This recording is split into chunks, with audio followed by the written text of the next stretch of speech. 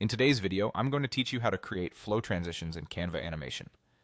To get started, let's head over to the Canva website. You can easily find it by typing Canva in your search engine and clicking on the official link, or by entering www.canva.com directly into your browser's address bar.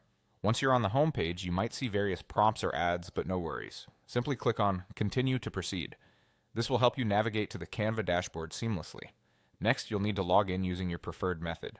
Canva offers various sign-in options, but we're going to focus on using a Google account because it is one of the most commonly used methods. Go ahead and click on the Google account sign-in option.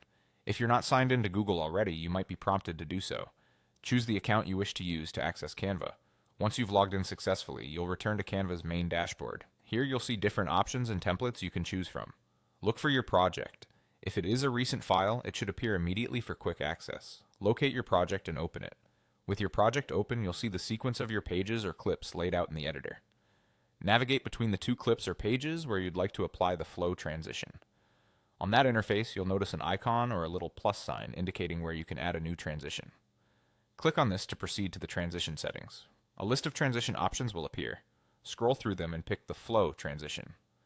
The flow transition creates a smooth and elegant movement between your clips, giving your animation a touch of professional polish. After selecting the transition, you'll have the option to adjust its duration. This is where you decide how fast or slow you want the transition to occur. Take a moment to experiment with different timings until you find one that complements the tone of your project. Adjusting this gives you creative control over the pacing of your animation, so feel free to try out a few variations. Once you're satisfied with your adjustments, click on the outside panel to exit the transition settings. Before finalizing your project, you'll want to review the transition to ensure that it appears as you'd imagined. Click just before the transition point on the timeline and hit play. This will let you preview the effect in action and make sure everything's flowing smoothly.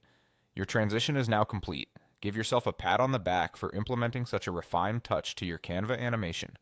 If you ever want to modify it, remember you can revisit the transition icon and make additional tweaks. Thanks for watching and happy designing.